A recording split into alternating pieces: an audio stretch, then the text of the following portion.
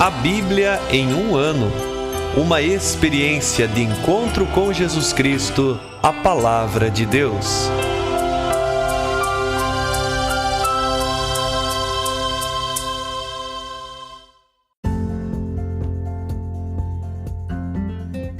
Olá, eu sou o Bruno, seminarista da Diocese de Ponta Grossa, Paraná. Você está ouvindo o podcast A Bíblia em um ano. Usando um plano de leitura cronológico, vamos ler a Bíblia inteira em 365 dias, descobrindo como a história da salvação se desdobra e se atualiza em nossas próprias vidas e na vida da Igreja. Estamos usando a Bíblia Católica com a tradução oficial da Conferência Nacional dos Bispos do Brasil. Você pode baixar o plano de leitura completo por meio de um link que você encontra na página do Instagram, abiblia.emuano, ou do facebook.com/seminariopg. Inscreva-se nesse podcast por meio da plataforma que preferir para receber as notificações diárias dos novos episódios.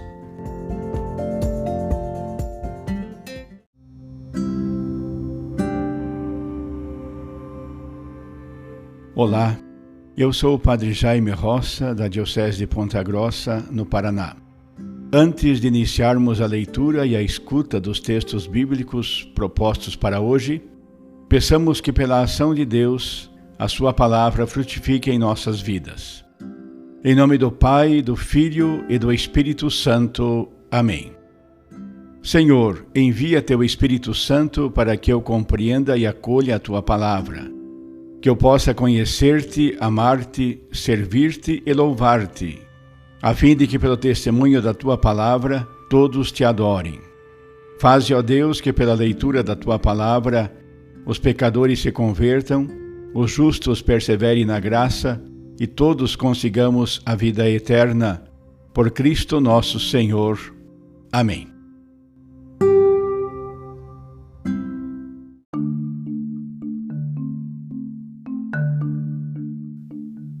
Hoje é o dia 335 do nosso podcast. Leremos Atos dos Apóstolos, capítulo 14, 1 Coríntios, capítulos 9 e 10, e Provérbios, capítulo 28, versículos de 7 a 9. Atos dos Apóstolos, capítulo 14. Em Icônio, igualmente, Paulo e Barnabé entraram na sinagoga dos judeus e falaram de tal modo que uma grande multidão de judeus e de gregos abraçou a fé. Contudo, os judeus que se negaram a acreditar incitaram os gentios e os indispuseram contra os irmãos. Apesar disso, Paulo e Barnabé permaneceram um longo tempo em Icônio. Tinham plena confiança no Senhor, que confirmava a palavra de sua graça, fazendo acontecer sinais e prodígios pelas mãos deles. A população da cidade se dividiu. Uns estavam do lado dos judeus, outros do lado dos apóstolos. Judeus e gentios, tendo à frente seus chefes, estavam dispostos a ultrajar e apedrejar Paulo e Barnabé.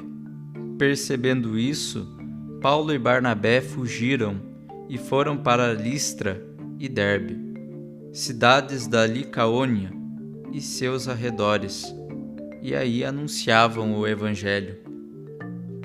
Em Listra havia um homem com as pernas paralisadas, era coxo de nascença e nunca fora capaz de andar.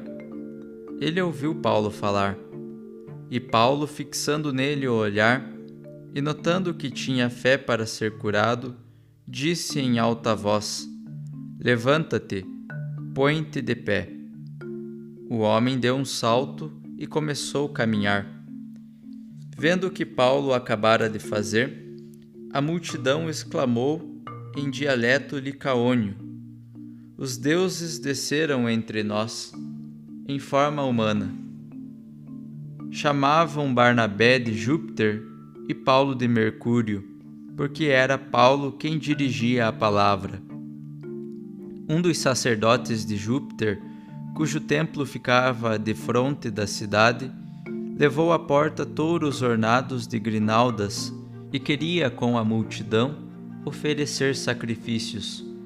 Ao saberem disso, os apóstolos Barnabé e Paulo rasgaram as vestes e foram para o meio da multidão gritando: Homens, que estáis fazendo? Nós também somos homens mortais como vós, e vos estamos anunciando o Evangelho. Abandonai essas práticas inúteis para vos converterdes ao Deus vivo, que fez o céu, a terra, o mar e tudo o que neles existe. Nas gerações passadas, Deus permitiu que todas as nações seguissem seu próprio caminho. No entanto, não deixou de dar testemunho de si mesmo, por seus benefícios, mandando do céu chuvas e colheitas, dando alimento e alegrando vossos corações. Assim falando, com muito custo, conseguiram que a multidão desistisse de oferecer-lhes sacrifícios. Chegaram, porém, de Antioquia e Icônio, alguns judeus que incitaram a multidão. Apedrejaram, pois, a Paulo, arrastaram-no para fora da cidade, pensando que estivesse morto. No entanto, enquanto os discípulos o rodeavam, Paulo ergueu-se e entrou na cidade. No dia seguinte, partiu para Derbe com Barnabé. Depois de terem anunciado o Evangelho naquela cidade e feito muitos discípulos, voltaram para Listra, Icônio e Antioquia, encorajando os discípulos.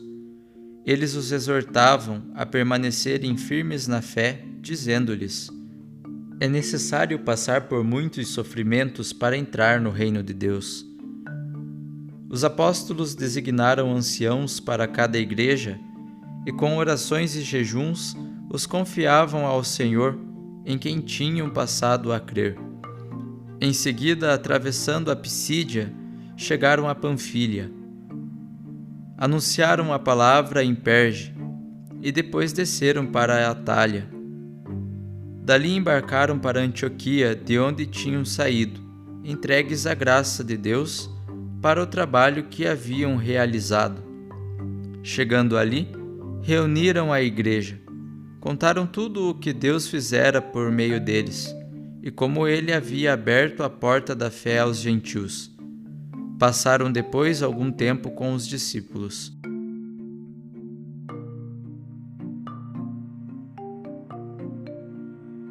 Primeiro Coríntios, capítulo 9. Não sou eu livre? Não sou eu apóstolo? Não vi Jesus nosso Senhor? E não sois vós a minha obra no Senhor? Se para os outros eu não sou apóstolo, para vós certamente sou, pois sois o selo do meu apostolado no Senhor. A minha defesa diante dos que me questionam é a seguinte: não temos o direito de comer e de beber? Não temos o direito de levar conosco uma esposa crente, como fazem os outros apóstolos e os irmãos do Senhor e Cefas? Ou só eu e Barnabé não temos o direito de não trabalhar? Quem vai participar de uma campanha militar às próprias custas? Quem planta uma vinha e não come do seu fruto? Ou quem apacenta um rebanho e não se alimenta do leite do rebanho? Será que eu digo isso só do ponto de vista humano? Ou a lei não afirma o mesmo? Com efeito, não está escrito na lei de Moisés: não porás mordaça no boi que está debulhando? Ora, será que Deus está preocupado com os bois? Ou estará falando de nós? De fato, é em nosso favor que isso foi escrito: quem lavra a terra, lavra na esperança da colheita, e quem debulha, debulha também na esperança de ter a sua parte. Se semeamos em vós os bens espirituais, será demasiado que colhamos os vossos bens materiais? Se outros gozam desse direito em relação a vós, por que não nós, com maior razão? No entanto, não fizemos uso desse direito e suportamos tudo, para não criarmos nenhum obstáculo ao Evangelho de Cristo. Acaso ignorais que os que servem ao culto são alimentados pelo culto? E que os que servem ao altar participam do que é oferecido sobre o altar? Assim também o Senhor ordenou aos que anunciam o Evangelho que vivam do Evangelho. Eu, porém, não tenho usado de nenhum desses direitos, e não vos escrevo essas coisas para exigi-los. Preferiria morrer. Esse meu título de glória ninguém me tirará. Pois se eu anuncio o Evangelho, isso não é para mim título de glória, é antes uma necessidade que me é imposta. Ai de mim se eu não anuncio o Evangelho. Se eu o fizesse por iniciativa própria, teria direito a uma recompensa. Mas se não o faço por iniciativa própria, trata-se de um encargo a mim confiado. Então, qual é a minha recompensa? Ela está no fato de que, ao evangelizar, eu anuncio o Evangelho gratuitamente, sem fazer uso do direito que o Evangelho me confere. Assim, livre em relação a todos, eu me tornei escravo de todos, a fim de ganhar o maior número possível. Para os judeus me fiz judeu, a fim de ganhar os judeus. Para os que estão sob a lei, me pus sob a lei, embora não estivesse mais sob a lei, a fim de ganhar os que estão sob a lei. Para os que não têm lei, eu que não era sem a lei de Deus, já que estava na lei de Cristo, tornei-me também sem lei, a fim de ganhar os que não têm lei. Para os fracos me fiz fraco, a fim de ganhar os fracos. Para todos eu me fiz tudo, para certamente salvar alguns. Por causa do Evangelho eu faço tudo, para dele me tornar participante. Acaso não sabeis que no estádio todos correm, mas só um ganha o prêmio? Correi de tal maneira que conquisteis o prêmio. Todo atleta se impõe em todo tipo de disciplina. Eles assim procedem, para conseguirem uma coroa corruptível. Quanto a nós, buscamos uma coroa incorruptível. Por isso eu corro, mas não sem meta. Eu luto, não como quem golpeia o ar. Trato duramente o meu corpo e o subjugo, para não acontecer que, depois de ter pregado aos outros, eu mesmo seja reprovado. Capítulo 10. Não quero que ignoreis, irmãos, que os nossos pais estiveram todos debaixo da nuvem, e todos passaram pelo mar. Todos foram batizados em relação a Moisés na nuvem e no mar. Todos comeram o mesmo alimento espiritual e todos beberam a mesma bebida espiritual. De fato, bebiam de uma rocha espiritual que os acompanhava. Essa rocha era o Cristo. No entanto, Deus não se agradou da maior parte deles e por isso caíram mortos no deserto. Esses acontecimentos se tornaram exemplos para nós, a fim de não desejarmos coisas más, como eles desejaram. Não vos torneis idólatras, como alguns deles, segundo está escrito: o povo sentou-se para comer e beber, depois levantou-se para se divertir. Nem nos estraguemos a libertinagem, como se estragaram alguns deles, vindo a morrer 23.000 num só dia. Nem ponhamos à prova o Senhor, como fizeram alguns deles, os quais morreram, picados pelas serpentes. Nem murmureis, como alguns deles murmuraram, e por isso foram mortos pelo exterminador. Essas coisas lhes aconteciam como exemplo, e foram escritas como advertência para nós, aos quais chegou o fim dos tempos. Portanto, quem julga estar de pé, tome cuidado para não cair. Não tendes sido provados além do que é humanamente suportável. Deus é fiel e não permitirá que sejais provados acima de vossas forças. Pelo contrário, junto com a provação, Ele providenciará o bom êxito, para que possais suportá-la. Por isso, meus amados, fugi da idolatria. Eu vos falo como a pessoas sensatas. Julgai vós mesmos o que eu digo. O cálice da bênção, que abençoamos não é comunhão com o sangue de Cristo? E o pão que partimos não é comunhão com o corpo de Cristo? Porque há um só pão. Nós, embora muitos, somos um só corpo, pois todos participamos desse único pão. Considerai Israel segundo a carne. Os que comem das oferendas sacrificadas não estão em comunhão com o altar? Que digo então? Que a carne sacrificada ao ídolo tem algum valor? Ou que o ídolo é alguma coisa? Digo o contrário. É a demônios e não a Deus que os gentios oferecem sacrifícios. Não quero que entreis em comunhão com os demônios. Não podeis beber do cálice do Senhor e do cálice dos demônios. Não podeis participar da mesa do Senhor e da mesa de demônios. Acaso queremos provocar o ciúme do Senhor? Será que somos mais fortes do que Ele? Tudo é permitido, mas nem tudo convém. Tudo é permitido, mas nem tudo edifica. Ninguém busque o seu próprio interesse, mas o do outro. Podeis comer de tudo o que se vende no mercado, sem levantar nenhum problema de consciência, pois ao Senhor pertence a terra e tudo o que ela contém. Se algum incrédulo vos convida para uma refeição e queres ir, comei de tudo o que vos for servido, sem levantar nenhum problema de consciência. Se alguém, porém, vos disser, isto foi oferecido em sacrifício, não comais, por causa daquele que vos advertiu, e por motivo de consciência, a consciência dele, não a vossa. Por que deixar a minha liberdade ser julgada por uma consciência alheia? Se eu participo de uma refeição, dando graças, por que seria eu censurado por aquilo pelo qual dou graças? Portanto, quer comais, quer bebais, quer façais qualquer outra coisa, fazei tudo para a glória de Deus.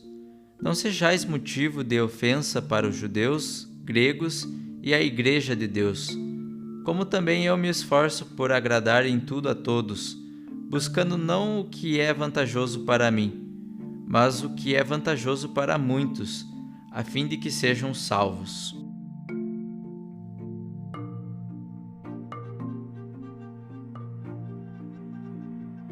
Provérbios capítulo 28, versículos de 7 a 9.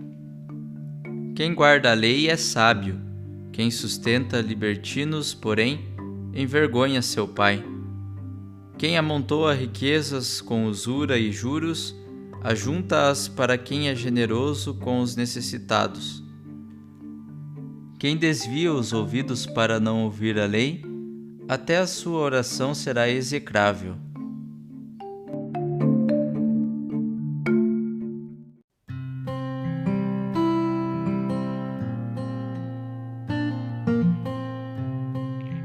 Olá, eu sou o Padre Rodrigo Ribas. Meditemos sobre o capítulo 14 do livro dos Atos dos Apóstolos. O episódio de Icônio é esquematicamente igual ao precedente.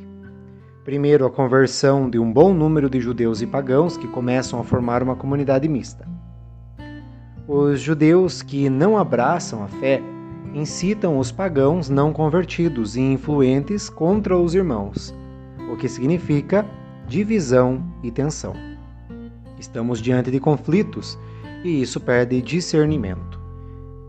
Já em Listra, vemos os primeiros encontros dos pregadores cristãos com a cultura pagã politeísta. Se trata de uma população que acredita em histórias poéticas de deuses que se apresentam em formas humanas. Paulo discursa, e o essencial é abandonar os muitos deuses para adorar o Deus único e verdadeiro. À medida que a equipe avança, a repressão se intensifica. Os adversários também vão de cidade em cidade tentando desfazer o trabalho dos missionários. Barnabé e Paulo fazem o caminho de volta, visitando os mesmos lugares, organizando as comunidades para que vençam qualquer obstáculo. Terminada a missão, voltam para Antioquia, onde receberam a delegação e envio. Aí chegando, apresentam o relatório dos trabalhos, A missão acontece por delegação da comunidade e não por uma simples iniciativa pessoal. Já na primeira carta de São Paulo aos Coríntios, nós ouvimos o capítulo 9 e o capítulo 10. No capítulo 9, Paulo desenvolve o princípio de entender a liberdade como serviço para a caridade, e faz isso usando o seu próprio exemplo, os direitos de um apóstolo e a renúncia a eles pelo bem da caridade na comunidade. Ele faz isso para falar do amor aos mais fracos. Ele faz a defesa de sua liberdade por não depender de ninguém no seu apostolado. Dentre os vários argumentos, declara que a sua missão é um encargo recebido de Deus. O salário de Deus é a gratuidade, e é com essa motivação que o apóstolo evangeliza. Ele cumpre o mandato divino e, por isso, não está submisso a nenhum ser humano. Em seguida, ele proclama um princípio fundamental para a evangelização: tornar-se tudo para todos. Já no capítulo 10, nós vemos a história de Israel novamente apresentada a partir de vários episódios do Êxodo, que são relidos como exemplo e também atualizados para a comunidade. Em alguns aspectos, como por exemplo, ele apresenta a nuvem e o mar, que vão prefigurar o batismo cristão, o maná e a água da rocha, que representa a Eucaristia, e ainda a tradição da rocha que seguia os hebreus pelo deserto, que representa a presença constante de Cristo que acompanha as comunidades. E aí, na sequência dessas comparações, os fatos negativos do deserto são aplicados às realidades dos coríntios como ameaça, para que não caiam na cobiça, na idolatria, na impureza, na tentação e ainda na murmuração. Depois de vários exemplos da Escritura, segue a aplicação concreta aos problemas da comunidade. O primeiro deles é a participação nos banquetes oferecidos aos ídolos. Isso é um assunto que até nós já comentamos anteriormente, mas retorna agora com o argumento da Eucaristia. E o segundo problema se refere às refeições familiares junto aos pagãos, onde se recomenda mais uma vez o respeito à consciência das outras pessoas para não escandalizá-las.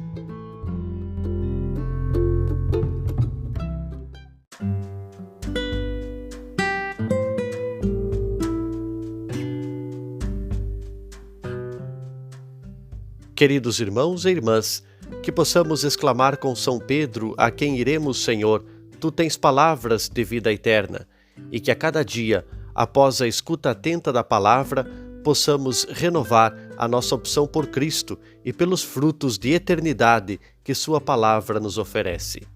Quem vos fala é o Padre Hélio Guimarães, da Diocese de Ponta Grossa, no Paraná. Oremos. Ó Deus, que unis os corações dos vossos fiéis num só desejo, dai ao vosso povo amar o que ordenais e esperar o que prometeis, para que na instabilidade deste mundo fixemos os nossos corações onde se encontram as verdadeiras alegrias. E abençoe-vos o Deus Todo-Poderoso, Pai, Filho e Espírito Santo. Amém.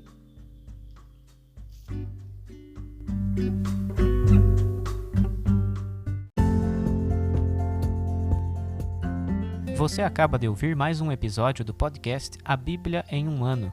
Continue nesse bom propósito de ouvir, ler e praticar a Palavra de Deus. Rezemos por todos que estão fazendo este caminho de leitura da Bíblia. Procure também participar da sua comunidade. A permissão para uso do plano de leitura The Bible in a Year com Padre Mike Schmitz e Jeff Kevins foi concedida por Ascension. A versão original pode ser baixada em ascensionpress.com. Todos os direitos desse plano estão reservados à Ascension. Os demais conteúdos do podcast não são criados, revisados ou apoiados por Ascension. Até amanhã!